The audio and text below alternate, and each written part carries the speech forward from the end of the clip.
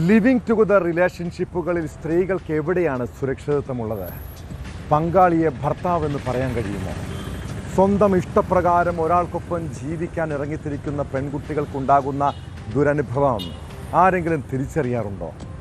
ഈ സമീപകാലത്ത് പല യുവതികളും വിവാഹബന്ധങ്ങളെക്കാൾ ലിവിങ് ടുഗദർ റിലേഷനാണ് ഇഷ്ടപ്പെടുന്നത്. ഗാർഹിക പീഡനമോ സ്ത്രീധന പ്രശ്നമോ ഉണ്ടാകില്ലെന്ന തോന്നലാണ് പലരെയും ഇതിന് പ്രേരിപ്പിക്കുന്നത്. എന്നാൽ ഇത്തരം റിലേഷൻഷിപ്പുകളിൽ എന്ത് സുരക്ഷയാണ് നിങ്ങൾക്കുള്ളത്? നിയമപരമായി പോലും യാതൊരു പരിഗണനയും കിട്ടില്ലെന്ന് സുപ്രീം കോടതി തന്നെ വ്യക്തമാക്കിയിട്ടുണ്ട്. തൃശ്ശൂർ കൊടകരയിൽ ലീന എന്ന യുവതിക്ക് സംഭവിച്ച ദുരനുഭവം എല്ലാ സ്ത്രീകളും മനസ്സിലാക്കണം. ഒപ്പം താമസിച്ചിരുന്ന യുവാവ് മദ്യലഹരിയിൽ മദ്യം തലയിലൊഴിച്ച് തീ കൊളുത്തി കൊലപ്പെടുത്താൻ ശ്രമിച്ചു. എന്താണ് ഇവർ തമ്മിലുള്ള ബന്ധത്തിൽ സംഭവിച്ചത്? ഇതോടൊപ്പം കൊച്ചിയിൽ നടിക്ക് നേരെയുണ്ടായ ലൈംഗിക അതിക്രമവും വിശദമായി പരിശോധിക്കുകയാണ് പോലീസ് പട്രോൾ. സ്വാഗതം.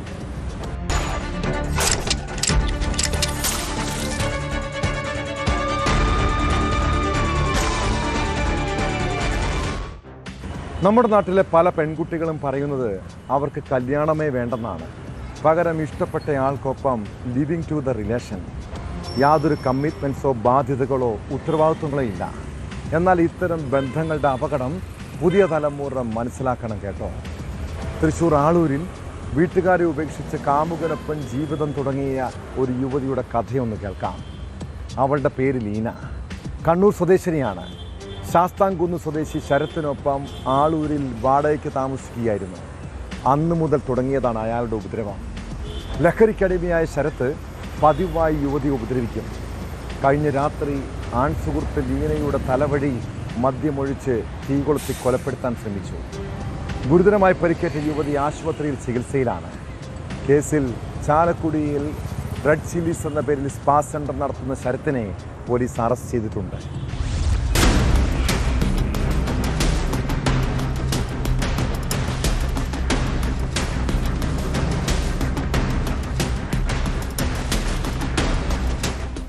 കണ്ണൂർ സ്വദേശിനി ലീനയും വിആർപുരം ശാസ്താംകുന്ന് സ്വദേശി ശരത് വിഷ്ണുവും കുറേ നാളുകളായി ലിവിങ് ടുഗദർ റിലേഷനിലായിരുന്നു. കൊടകരയ്ക്ക് സമീപം വെള്ളാഞ്ചേരിയിലാണ് ഇവർ ഒന്നിച്ച് താമസിച്ചിരുന്നത്. കഴിഞ്ഞ രാത്രി ഇരുവരും തമ്മിൽ വീട്ടിൽ വെച്ച് വഴക്കുണ്ടായി. ഇതേ തുടർന്ന് ശരത്ത് യുവതിയുടെ തലയിലൂടെ മദ്യമൊഴിച്ച് തീ കൊളുത്തുകയായിരുന്നു. സാരമായി പരിക്കേറ്റ യുവതിയെ ശരത്ത് തന്നെയാണ് ചാലക്കുടിയിലെ സ്വകാര്യ ആശുപത്രിയിൽ എത്തിച്ചത്. ആക്രമണത്തിനിടെ പ്രതിയുടെ കൈക്ക് പൊള്ളലേറ്റിട്ടുണ്ട്. ആശുപത്രി അധികൃതരാണ് പോലീസിനെ വിവരം അറിയിച്ചത്. ചാലക്കുടി പോലീസ് സ്ഥലത്തെത്തുമ്പോഴേക്കും പ്രതി രക്ഷപ്പെട്ടിരുന്നു. പിന്നീട് ലീനയിൽ നിന്ന് പോലീസും ആശുപത്രി അധികൃതരും കാര്യങ്ങൾ ചോദിച്ചറിഞ്ഞു. വഴക്കിനിടെ ശരത്ത് തന്റെ തലയിലൂടെ മദ്യമൊഴിച്ച് തീ കൊളുത്തിയെന്നാണ് യുവതിയുടെ മൊഴി.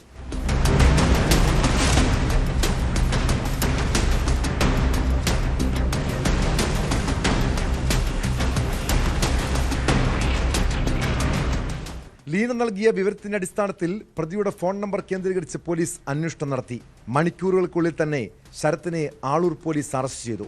മദ്യലഹരിയിൽ വീട്ടിൽ സ്ഥിരം പ്രശ്നങ്ങൾ ഉണ്ടാകാറുണ്ടെന്ന് യുവതി മൊഴി നൽകിയിട്ടുണ്ട്. ശരത്ത് ലഹരിക്കടിമയെന്നാണ് പോലീസ് നൽകുന്ന വിവരം. ഇയാൾ കൊലപാതകം ഉൾപ്പെടെ നിരവധി കേസുകളിൽ പ്രതിയാണ്. വയറിലും നെഞ്ചിലും ഉൾപ്പെടെ ഗുരുതരമായി പൊള്ളലേറ്റ ലീനയെ തൃശൂർ മെഡിക്കൽ കോളേജിലേക്ക് മാറ്റിയിരിക്കുകയാണ്.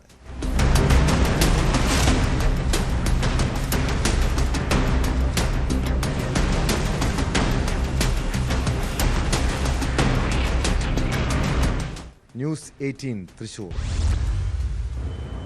ചലച്ചിത്ര താരങ്ങളുടെ ആരാധനയും ഇഷ്ടവും പ്രണയവും ഒക്കെ ഉണ്ടാകുന്നത് സ്വാഭാവികമാണ്. ആ ഇഷ്ടം പല രീതിയിൽ പ്രകടിപ്പിക്കുന്നവരെ കാണാം. എന്നാൽ ചിലർ ആരാധന കാരണം താരങ്ങളുടെ പിന്നാലെ നടക്കും, അവരെ ശല്യം ചെയ്യും.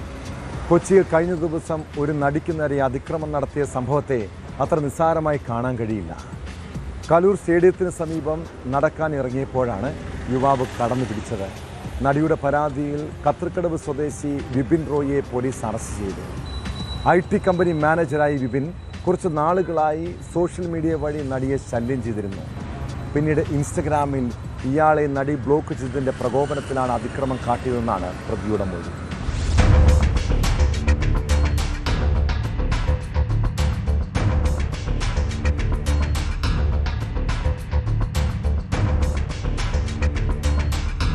അനുവാദമില്ലാതെ ദേഹത്ത് സ്പർശിക്കുകയും ഭീഷണിപ്പെടുത്തുകയും ചെയ്തുവെന്നാണ് നടി പാലാരിവട്ടം പോലീസിന് നൽകിയ പരാതിയിൽ പറയുന്നത്.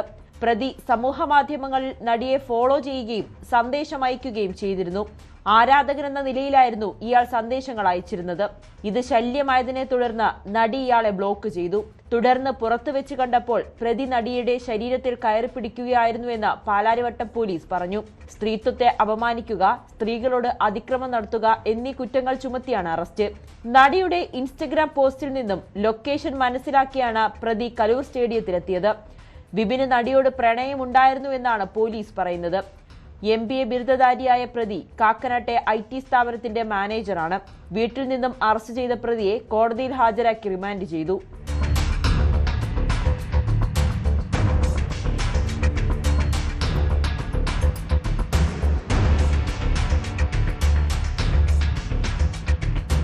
ന്യൂസ് 18 കൊച്ചി. ഞങ്ങളുടെ മകൾ അനുഭവിച്ച വേദന അവൻ അറിയണം. അയാൾക്ക് അങ്ങനെയുള്ള ശിക്ഷ കിട്ടണ്ടേ? നിയമത്തിന് കൊടുക്കാൻ കഴിയുന്ന വിധി ഇതായിരിക്കും. ഡോക്ടർ വന്ദനാദാസ് വധക്കേസിൽ പ്രതി സന്ദീപിന് ജീവപര്യന്തം തടവ് ശിക്ഷ വിധിച്ചതിന് പിന്നാലെ ചങ്ക് പൊട്ടുന്ന വേദനയോടെയാണ് ആ മാതാപിതാക്കൾ പ്രതികരിച്ചത്. വിധിയിൽ ഭാഗിക ആശ്വാസമുണ്ടെങ്കിലും പ്രതിക്ക് വധശിക്ഷ ലഭിക്കണമെന്നാവശ്യപ്പെട്ട് മേൽക്കോടതിയെ സമീപിക്കാനാണ് കുടുംബത്തിൻ്റെ തീരുമാനം. കേസ് അപൂർവങ്ങളിൽ അപൂർവമായി കണക്കാക്കാനാകില്ലെന്ന് വ്യക്തമാക്കിയാണ് കൊല്ലം അഡീഷണൽ സെഷൻസ് കോടതി പ്രതിക്ക് ജീവപര്യന്തം തടവ് ശിക്ഷ വിധിച്ചത്. കേസിൽ ഹൈക്കോടതിയിൽ അപ്പീൽ നൽകുമെന്ന് പ്രോസിക്യൂഷനും വ്യക്തമാക്കി.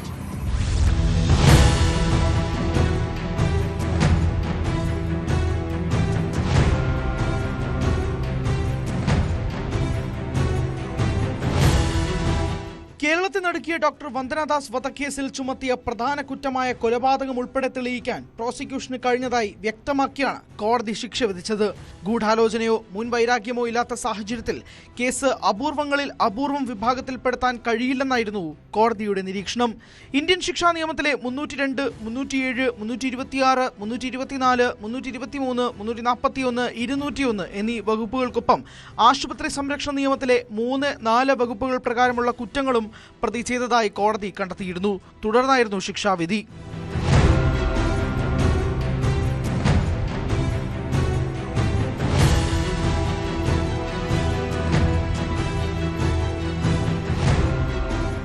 പ്രതി സന്ദീപിന് ജീവപര്യന്തം തടവും 1 ലക്ഷം രൂപ പിഴയുമാണ് ശിക്ഷ. പിഴ ഒടുക്കിയില്ലെങ്കിൽ 6 മാസം കൂടി തടവ് അനുഭവിക്കണം. എന്നാൽ വിധിയിൽ ആശ്വാസമുണ്ടെങ്കിലും മകൾ അനുഭവിച്ച വേദന പ്രതിയും അനുഭവിക്കണമെന്ന് ആഗ്രഹിക്കുന്നതായി വന്ദനയുടെ മാതാപിതാക്കൾ വ്യക്തമാക്കി. പ്രതിക്ക് വധശിക്ഷ ഉറപ്പാക്കാൻ മേൽക്കോടതിയെ സമീപിക്കുമെന്നും കുടുംബം പ്രതികരിച്ചു. എന്റെ മകൾ അനുഭവിച്ച വേദന എന്റെ മകളുടെ ശരീരത്തിലേക്ക് 27 അതിന്റെ വേദന പ്രാണപുരങ്ങളിലൂടെ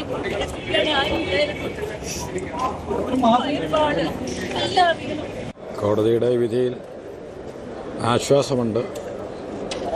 അത് തൽക്കാലം പറയാൻ സാധിക്കില്ല. കാരണം ചെയ്ത തെറ്റിന് പര്യാപ്തമായ ഒരു ശിക്ഷ കിട്ടിയിട്ടില്ല എന്ന് പൊതുസമൂഹത്തെ പോലെ തന്നെ ഞങ്ങളും മനസ്സിൽ കാണുന്നുണ്ട്. ബഹുമാനപ്പെട്ട സെഷൻസ് കോടതി ഈ പ്രതിക്ക് 30 വർഷത്തെ തടവും അതിനുശേഷം ലൈഫ് ടൈം ഇംപ്രിസൺമെൻറ്റും കൊടുത്തിട്ടുണ്ടെങ്കിൽ പോലും ഞങ്ങൾ പൊതുസമൂഹത്തെ പോലെ ഞങ്ങളും ഉദ്ദേശിച്ചത് ഈ ഒരു ശിക്ഷയല്ലായിരുന്നു.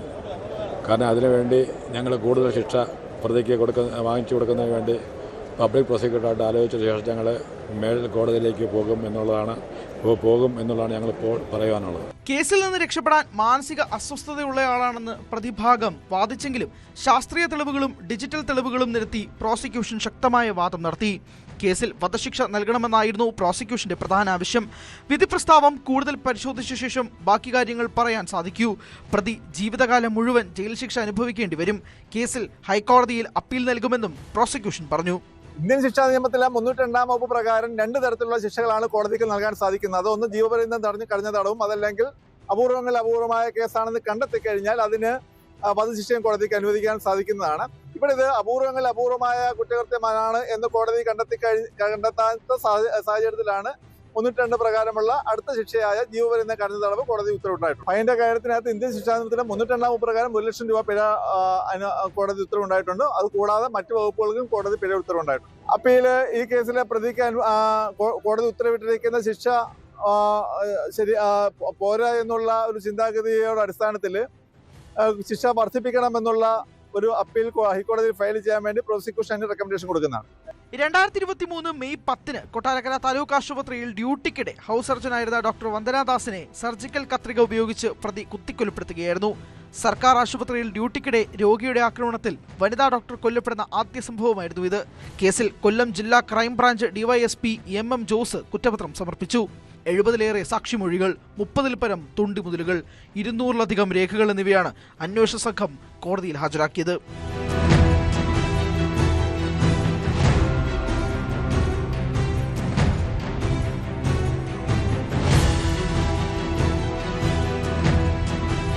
ന്യൂസ് 18 കൊല്ലം. നമ്മളൊക്കെ സ്റ്റുഡിയോയിൽ പോയി ഫോട്ടോ എടുക്കുന്നവരാണല്ലേ.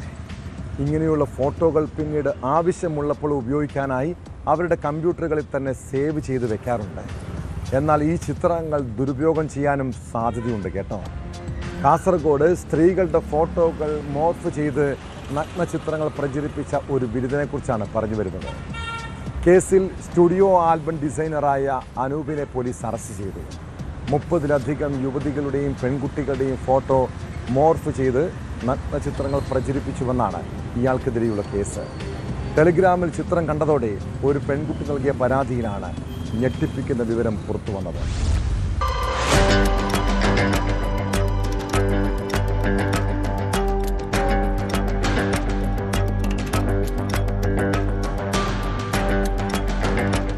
സ്റ്റുഡിയോ ആൽബം ഡിസൈനിങ്ങിന്റെ മറവിൽ യുവതികളുടെയും പെൺകുട്ടികളുടെയും ഫോട്ടോ മോർഫ് ചെയ്ത് നഗ്ന ചിത്രങ്ങളാക്കി ടെലിഗ്രാം ആപ്പ് വഴി പ്രചരിപ്പിച്ചുവെന്ന കേസിലാണ് പ്രതി പിടിയിലായത്. ആദൂർ പോലീസ് സ്റ്റേഷൻ പരിധിയിലെ ഇരയിണ്ണി സ്വദേശിയും ആൽബം ഡിസൈനറുമായ അനൂപിനെയാണ് കാസർഗോഡ് സൈബർ സെല്ലിന്റെ നേതൃത്വത്തിൽ അറസ്റ്റ് ചെയ്തത്.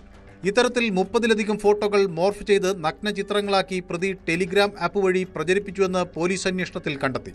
പെൺകുട്ടികളുടെ ഇൻസ്റ്റാഗ്രാം അക്കൗണ്ടുകളിൽ നിന്ന് 32ഓളം പേരുടെ ഫോട്ടോകൾ കൈക്കലാക്കി അതുപയോഗിച്ചാണ് മോർഫ് ചെയ്ത ചിത്രങ്ങൾ ടെലിഗ്രാമിൽ പ്രചരിപ്പിച്ചിരുന്നത്. അനൂപിന്റെ അക്കൗണ്ടിലൂടെയാണ് ചിത്രങ്ങൾ പുറത്തുവന്നതെന്ന് പ്രാഥമിക അന്വേഷണത്തിൽ കണ്ടെത്തിയിരുന്നു. നമുക്ക് കിട്ടിയ പരാതി എന്ന് പറഞ്ഞു കഴിഞ്ഞാൽ ഈ പ്രദേശവാസികളുടെ തന്നെ ഫോട്ടോകൾ ഈ മോർഫ് ചെയ്തിട്ട് വിവിധ സമൂഹ മാധ്യമങ്ങൾ ഗ്രൂപ്പുകൾ പ്രചരിപ്പിക്കുന്നു. അതിനകത്ത് ആ നാട്ടുകാരായിട്ടുള്ള പെൺകുട്ടികളുണ്ട്.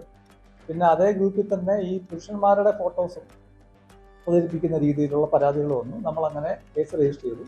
അപ്പോൾ അങ്ങനെ ആ പ്രചരിപ്പിച്ച സമൂഹ മാധ്യമങ്ങളുടെ വിവരങ്ങൾ ശേഖരിച്ചു. അപ്പോൾ നമുക്ക് ഈ പ്രതിയിലേക്ക് നയിക്കുന്ന ഡീറ്റെയിൽസ് കിട്ടി. അതിൻ്റെ IP അഡ്രസ്സും കാര്യങ്ങളൊക്കെ നമുക്ക് ലഭിച്ചു. അങ്ങനെയാണ് പ്രതിയെ തിരിച്ചറിഞ്ഞത്. അപ്പോൾ നമുക്ക് കിട്ടിയ പരാതി ആദ്യം ഒരു പരാതിയായിരുന്നു. അത് പ്രകാരമാണ് കേസെടുത്തത്. അപ്പോൾ അങ്ങനെ അന്വേഷിച്ച് വരുമ്പോൾ അതും കൂടാതെ മറ്റ് നിരവധി ആളുകളുടെ പ്രത്യേകിച്ച് പെൺകുട്ടികളുടെ ഫോട്ടോകൾ ഇങ്ങനെ പ്രചരിപ്പിക്കുന്നതിന് പരാതി കിട്ടിയിട്ടുണ്ട്. അതുകൊണ്ട് ചേർത്ത് അന്വേഷിക്കുന്നുണ്ട്. ടെലിഗ്രാമിൽ ചിത്രം കണ്ടതോടെയാണ് പെൺകുട്ടികൾ പരാതി നൽകിയത്. ആഴ്ചകൾക്ക് മുൻപ് ഒരു പെൺകുട്ടി സൈബർ സെല്ലിൽ പരാതി നൽകിയിരുന്നു. തുടർന്ന് യുവാവിനെ വിളിച്ചു വരുത്തിയെങ്കിലും മൊഴി നൽകാൻ തയ്യാറാകാത്തതിനെ തുടർന്ന് വിട്ടയക്കുകയായിരുന്നു. പിന്നീട് 3 പെൺകുട്ടികൾ കൂടി പരാതിയുമായി മുന്നോട്ട് വരികയും മൊഴി നൽകുകയും ചെയ്തതോടെ കേസെടുക്കുകയായിരുന്നു. കൂടുതൽ യുവതികൾ പരാതിയുമായി മുന്നോട്ട് വരാൻ ഇടയുണ്ടെന്നാണ് പോലീസ് നൽകുന്ന സൂചന.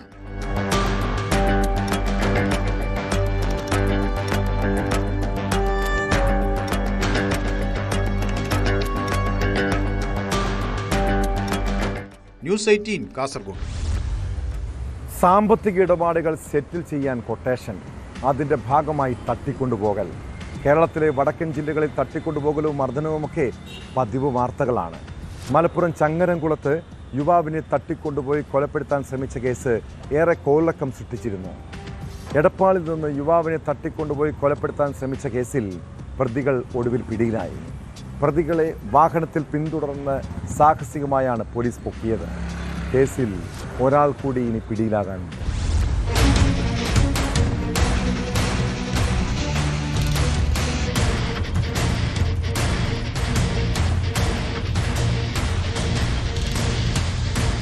ചങ്ങരംകുളം സ്വദേശിയായ യുവാവിനെ എടപ്പാളിൽ നിന്ന് തട്ടിക്കൊണ്ടുപോയി മർദ്ദിച്ച് വഴിയിൽ ഉപേക്ഷിച്ച കേസിലെ പ്രതികളെ സാഹസികമായാണ് പോലീസ് പിടികൂടിയത്. പ്രതികളായ കാഞ്ഞിയൂർ സ്വദേശി മുഹമ്മദ് നിഹാൽ, ആലങ്കോട് സ്വദേശി കബീർ എന്നിവർ ചങ്ങരംകുളം മാർസ് തിയേറ്ററിന് സമീപം വെച്ച് പോലീസിനെ കണ്ട് അതിവേഗം കാറിൽ രക്ഷപ്പെടാൻ ശ്രമിച്ചു. എന്നാൽ പോലീസ് അവരെ വാഹനത്തിൽ പിന്തുടർന്നു. ഇതിനിടെ മറ്റൊരു റോഡിലേക്ക് കയറി രക്ഷപ്പെടാനുള്ള ശ്രമമാണ് കൗങ്ങിൻ തോട്ടത്തിലെ കരിങ്കൽ കൂട്ടത്തിന് മുന്നിൽ അവസാനിച്ചത്. തോട്ടത്തിലെ കരിങ്കൽ കൂട്ടത്തിൽ ഇടിച്ചു കയറിയ കാർ നിന്നതോടെ പുറകെ എത്തിയ പോലീസ് രണ്ടുപേരെയും പിടികൂടുകയായിരുന്നു.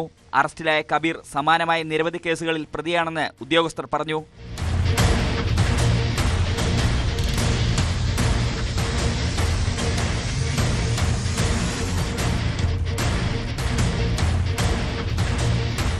മൂന്ന് പേരടങ്ങുന്ന സംഘമാണ് കഴിഞ്ഞ മാസം എടപ്പാളിൽ നിന്ന് യുവാവിനെ തട്ടിക്കൊണ്ടുപോയത്. ക്രൂരമായ മർദ്ദനത്തിൽ ഗുരുതരമായി പരിക്കേറ്റ യുവാവിനെ പാലക്കാട് വട്ടക്കുന്നത്ത് ഉപേക്ഷിക്കുകയായിരുന്നു. പ്രതികളെ തിരിച്ചറിഞ്ഞെങ്കിലും കണ്ടെത്താൻ കഴിഞ്ഞിരുന്നില്ല. സംഭവത്തിൽ ഒരാളെ കൂടി പിടികൂടാനുണ്ടെന്ന് ഉദ്യോഗസ്ഥർ പറഞ്ഞു. ചങ്ങരംകുളം SI വിനു, സീനിയർ CPOമാരായ സുരേഷ്, ഉദയകുമാർ, നിതീഷ് വിശ്വനാഥ്, മണിരാജ്, CPOമാരായ റിനീഷ്, നിതിൻ എന്നിവരടങ്ങുന്ന സംഘമാണ് പ്രതികളെ പിടികൂടിയത്. അറസ്റ്റിലായ പ്രതികളെ പൊന്നാനി ജുഡീഷ്യൽ മജിസ്ട്രേറ്റ് കോടതിയിൽ ഹാജരാക്കി റിമാൻഡ് ചെയ്തു.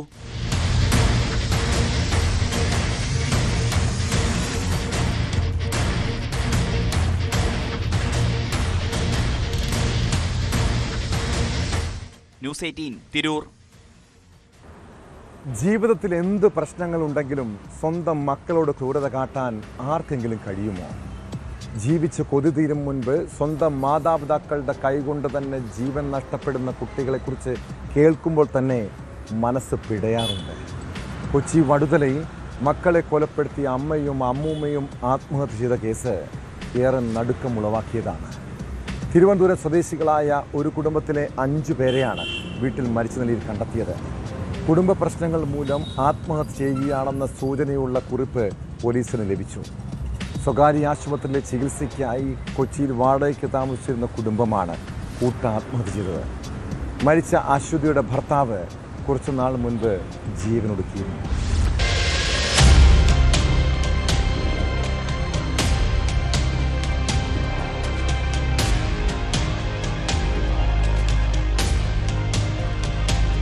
തിരുവനന്തപുരം വിളപ്പിൽശാല കാരോട് സ്വദേശികളായ ശ്രീകുമാരി, മകൾ അശ്വതി, അശ്വതിയുടെ 3 മക്കൾ എന്നിവരാണ് മരിച്ചത്.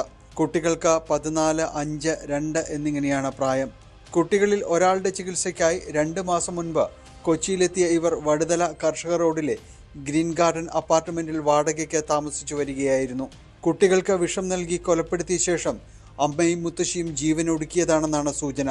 2 കുട്ടികളെ കട്ടിലിൽ പുതപ്പിച്ച നിലയിലും 3ാമത്തെ കുട്ടിയെ സമീപത്തുമായാണ് കണ്ടെത്തിയത്. ഫ്ളാറ്റിൽ നിന്നും പോലീസ് ആത്മഹത്യാക്കുറിപ്പുകൾ കണ്ടെടുത്തു. ഭർത്താവിന്റെ വീട്ടുകാരുമായി അസ്വാരസ്യങ്ങൾ ഉണ്ടായിരുന്നതായി കത്തിൽ സൂചനയുണ്ട്. അശ്വതിയുടെ ഭർത്താവ് കുറച്ചുനാൾ മുൻപ് ആത്മഹത്യ ചെയ്തിരുന്നു.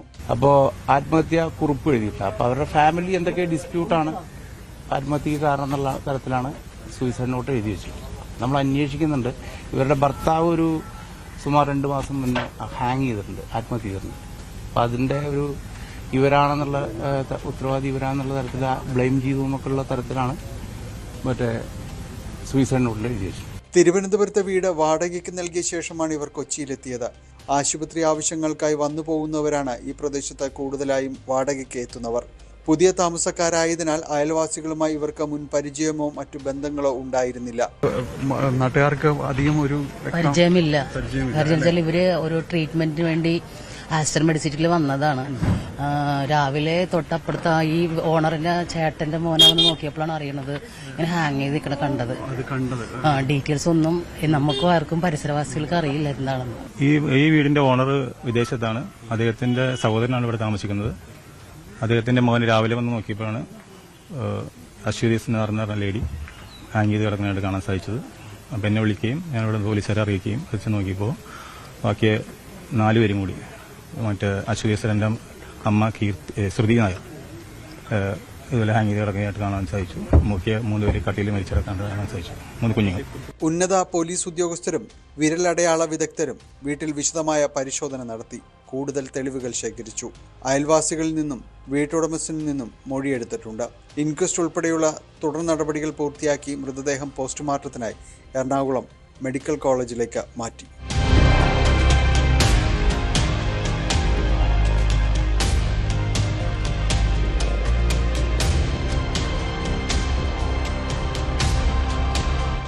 ന്യൂസ് 18 കൊച്ചി. തെരഞ്ഞെടുപ്പ് ജോലികളെക്കുറിച്ച് ഓർക്കുമ്പോൾ തന്നെ പല സർക്കാർ ഉദ്യോഗസ്ഥരുടെയും ഉള്ളിൽ ആശങ്കയുണ്ടാകും. കാരണം അത്രമേൽ ജോലി ഭാരം ഇപ്പോൾ അവർക്കുണ്ട്. അതിൻ്റെ പേരിൽ മാനസിക സംഘർഷങ്ങൾ നേരിടുന്നവരെയും കാണാം. കാസർഗോഡ് BLOയെ പുഴയിൽ മരിച്ചതിൽ കണ്ടെത്തിയ സംഭവവും ജോലി സമ്മർദ്ദത്തെ തുടർന്നാണ് പരാതി. മൊഗ്രാൽ പുത്തൂർ സ്വദേശിയും ചെർക്കള ഗവൺമെൻറ് ഹയർ സെക്കൻഡറി സ്കൂളിലെ അധ്യാപകനുമായ മുഹമ്മദ് സവാദാണ് മരിച്ചത്.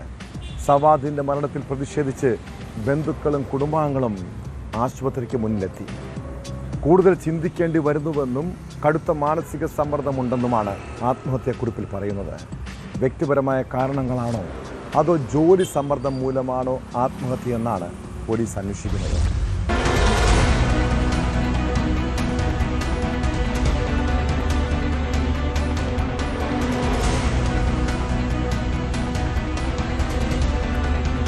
ശനിയാഴ്ച രാവിലെയാണ് സവാദിനെ വീടിന് സമീപത്തു നിന്ന് കാണാതായത്.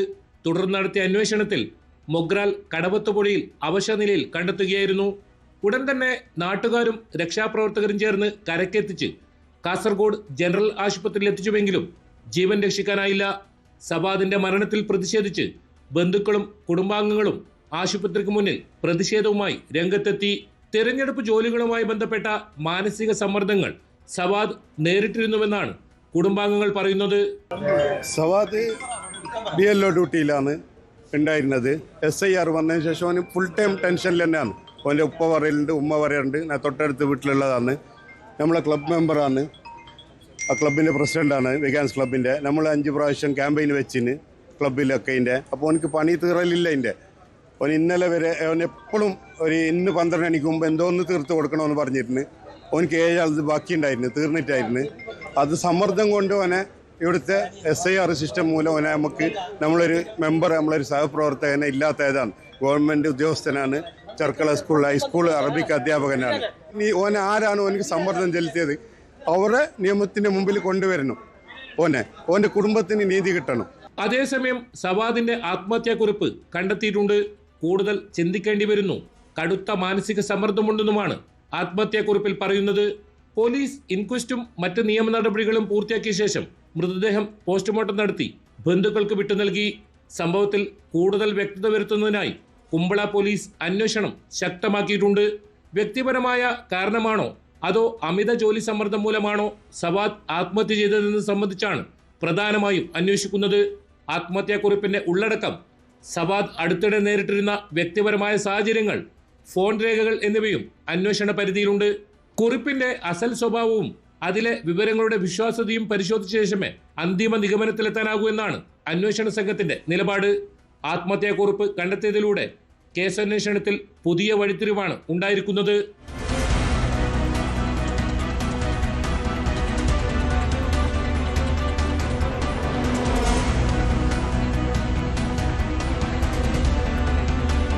സവാദ് മികച്ച രീതിയിൽ പ്രവർത്തിച്ച ബൂത്ത് തല ഉദ്യോഗസ്ഥനാണെന്ന് ജില്ലാ കളക്ടർ വ്യക്തമാക്കി. അദ്ദേഹത്തിന്റെ സേവനം മികച്ചതായിരുന്നുവെന്ന് തഹസിൽദാർ റിപ്പോർട്ട് ചെയ്തിട്ടുണ്ടെന്നും കളക്ടർ. വ്യക്തിപരമായ കാരണങ്ങളാലാണ് ആത്മഹത്യയെന്ന് കുറിപ്പിൽ വ്യക്തമായിട്ടുണ്ടെന്ന് പോലീസ് റിപ്പോർട്ട് ചെയ്തിട്ടുണ്ടെന്നും വിശദമായ അന്വേഷണത്തിന് പോലീസിന് നിർദ്ദേശം നൽകിയിട്ടുണ്ടെന്നും അർഹമായ എല്ലാ ആനുകൂല്യങ്ങളും ഉറപ്പുവരുത്തുമെന്നും ജില്ലാ കളക്ടർ അറിയിച്ചു.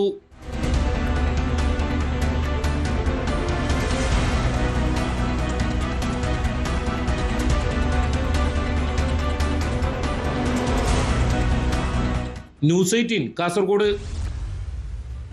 അക്യൂപഞ്ചർ ചികിത്സയുടെ പേരിൽ സ്വന്തം ഭാര്യയെയും കുഞ്ഞിനെയും അയാൾ കൊലയ്ക്ക് കൊടുത്തതാണ്. തൃശൂർ ചാവക്കാട്ടെ മുക്സീന എന്ന യുവതിയുടെ മരണം 6 മക്കൾക്കാണ് അമ്മയെ ഇല്ലാതാക്കിയത്. സംഭവത്തിൽ യുവതിയുടെ കുടുംബം പരാതി നൽകിയതോടെ അക്യൂപഞ്ചറിസ്റ്റായ ഭർത്താവ് ഇബ്രാഹിമിനെ പോലീസ് അറസ്റ്റ് ചെയ്തു. മനഃപൂർവ്വമല്ലാത്ത നരഹത്യാ കുറ്റം ചുമത്തിയാണ് പോലീസിൻ്റെ നടപടി. പ്രസവശേഷമുള്ള പരിചരണമില്ലായ്മയാണ് മരണകാരണമെന്ന് പോസ്റ്റ്മോർട്ടം റിപ്പോർട്ടിൽ പറയുന്നുണ്ട്.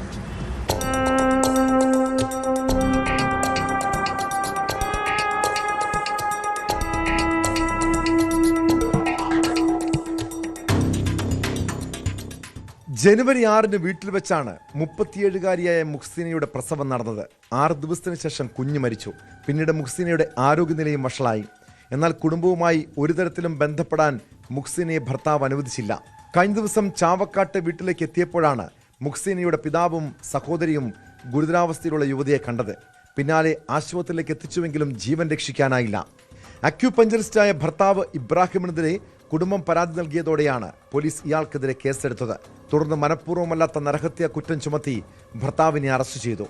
വിശദമായി ചോദ്യം ചെയ്തതിനു ശേഷമാണ് ഇബ്രാഹിമിന്റെ അറസ്റ്റ് രേഖപ്പെടുത്തിയത്.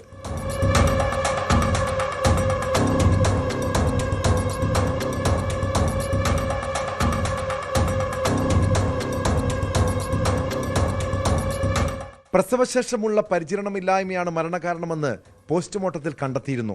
നവജാത ശിശുവിന്റെ മൃതദേഹം പുറത്തെടുത്ത് പരിശോധന നടത്താനും പോലീസ് സർജൻ ശുപാർശ ചെയ്തിട്ടുണ്ട്. അക്യൂപഞ്ചറിസ്റ്റായ യുവതിയാണ് മുഹ്സീനയെ ചികിത്സിച്ചതെന്നും വിവരമുണ്ട്. ഇവരെ കേന്ദ്രീകരിച്ചും അന്വേഷണം നടക്കുകയാണ്.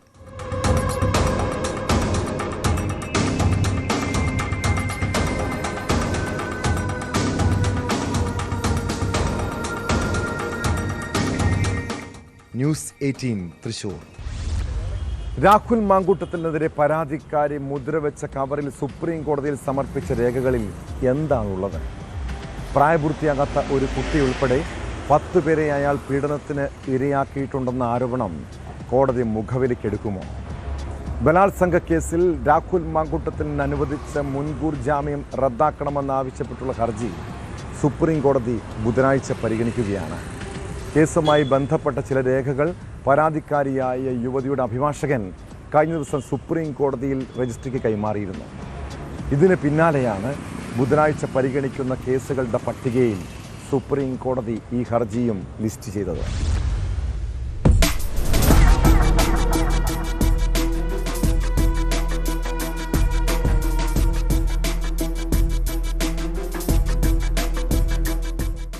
രാഹുൽ മാങ്കൂട്ടത്തിലിന്റെ മുൻകൂർ ജാമ്യം റദ്ദാക്കണമെന്നാവശ്യപ്പെട്ട് ആദ്യ പരാതിക്കാരിയാണ് സുപ്രീം കോടതിയിൽ ഹർജി ഫയൽ ചെയ്തിരിക്കുന്നത്.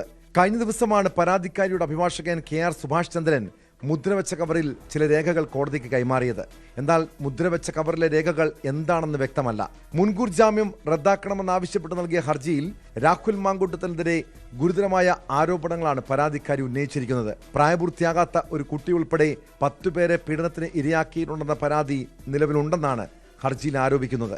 ജസ്റ്റിസുമാരായ MM സുന്ദരേഷ്, NK സിംഗ് എന്നിവരടങ്ങിയ ബെഞ്ചാണ് ഹർജി പരിഗണിക്കുന്നത്.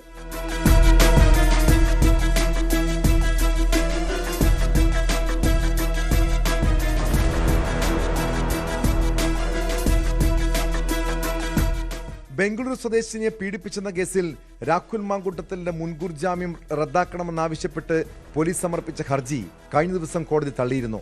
ജില്ലാ കോടതിയുടെ ജാമ്യവ്യവസ്ഥ രാഹുൽ ലംഘിച്ചുവെന്നും പരാതിക്കാരിയെ സ്വാധീനിക്കാൻ ശ്രമിച്ചുവെന്നുമായിരുന്നു പ്രോസിക്യൂഷൻ വാദം. അതേസമയം പോലീസിന്റെ നീക്കം രാഷ്ട്രീയ പ്രേരിതമാണെന്നും പരാതിക്കാരിയെ ബന്ധപ്പെടാൻ രാഹുൽ ശ്രമിച്ചില്ലെന്നും പ്രതിഭാഗം വാദിച്ചു. പിന്നാലെയാണ് തിരുവനന്തപുരം 1ാം ക്ലാസ് ജുഡീഷ്യൽ മജിസ്ട്രേറ്റ് കോടതി ഹർജി തള്ളിയത്.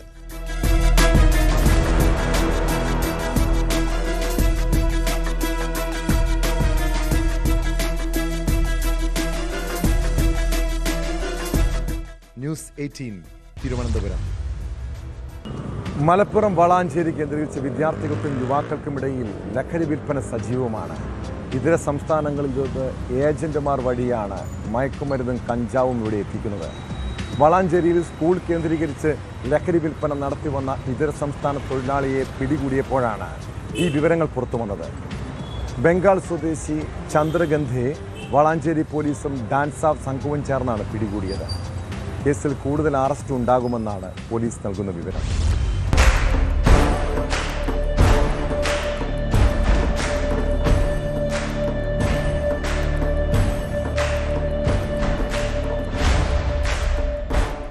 വളാഞ്ചേരിയിൽ സ്കൂൾ പരിസരത്ത് കഞ്ചാവ് വിൽപ്പന നടത്തിയ കേസിലാണ് പശ്ചിമബംഗാൾ സ്വദേശി പോലീസിന്റെ പിടിയിലായത്. വളാഞ്ചേരി പോലീസും ഡാൻസ് ഓഫ് ടീമും ചേർന്ന് നടത്തിയ സംയുക്ത പരിശോധനയിൽ ബംഗാൾ സ്വദേശി ചന്ദ്രഗന്ധയെ പോലീസ് അറസ്റ്റ് ചെയ്യുകയായിരുന്നു. കാവുംപുറം കാളിയാല റോഡിൽ സ്കൂളിന് മുൻവശത്തു വെച്ചാണ് പ്രതിയെ പോലീസ് വലയിലാക്കിയത്. ഇയാളുടെ പക്കൽ നിന്നും വിൽപ്പനയ്ക്കായി സൂക്ഷിച്ചിരുന്ന 1/2 കിലോ കഞ്ചാവ് പോലീസ് കണ്ടെടുത്തു. സ്കൂൾ വിദ്യാർത്ഥികളെയും ഇതര സംസ്ഥാന തൊഴിലാളികളെയും കേന്ദ്രീകരിച്ചാണ് ഇയാൾ ലഹരി വിൽപ്പന നടത്തിയിരുന്നത് എന്നാണ് സൂചന. പ്രദേശത്ത് ലഹരി വിൽപ്പന സജീവമാണെന്ന രഹസ്യ വിവരത്തെ തുടർന്ന് കഴിഞ്ഞ കുറച്ചു ദിവസങ്ങളായി പോലീസ് നിരീക്ഷണം ശക്തമാക്കിയിരുന്നു. തുടർന്ന് നടത്തിയ മിന്നൽ പരിശോധനയിലാണ് പ്രതി പിടിയിലായത്.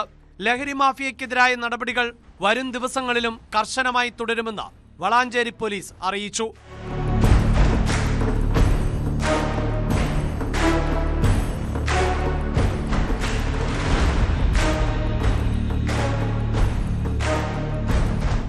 ന്യൂസ് 18 തിരൂർ. നിങ്ങളുടെ ചുറ്റുപാടും ഒന്ന് നോക്കിക്കേ. നമ്മുടെ നന്മ കാണാൻ ആഗ്രഹിക്കുന്ന എത്ര പേരുണ്ട് ഈ സമൂഹത്തിൽ? എന്നാൽ ജീവിതത്തിൽ ഒരു തിരിച്ചടിയോ വീഴ്ചയോ സംഭവിച്ചാൽ അതിനെ ആഘോഷിക്കുന്നവരെ കാണാൻ പറ്റും. മനുഷ്യർ അങ്ങനെയാണ്. ഒരാളുടെ കുറ്റങ്ങളും കുറവുകളും കണ്ടുപിടിക്കാൻ ഒരു പ്രത്യേക വിരുദാണ്. നന്മകളിലേക്ക് നോക്കാൻ അവർക്കല്പം പ്രയാസമാണ്. ഇങ്ങനെയുള്ള ആളുകൾ വളരെ ഇടുങ്ങിയ ചിന്താഗതിക്കാരാണ്. മറ്റുള്ളവരുടെ കുറവുകൾ നോക്കി നടക്കുന്നവരില്ല. അവരുടെ ജീവിതവും അങ്ങനെ തന്നെയായിരിക്കും. ഒരിക്കലും വിജയമുണ്ടാകില്ല. എന്നാൽ നല്ലതിനെക്കുറിച്ച് ചിന്തിച്ചേ. നമ്മുടെ ജീവിതത്തിലും നന്മകളെ സംഭവിക്കൂ. ഇതോടെ പോലീസ് പട്രോൾ പൂർണ്ണമാകുന്നു. നമസ്കാരം.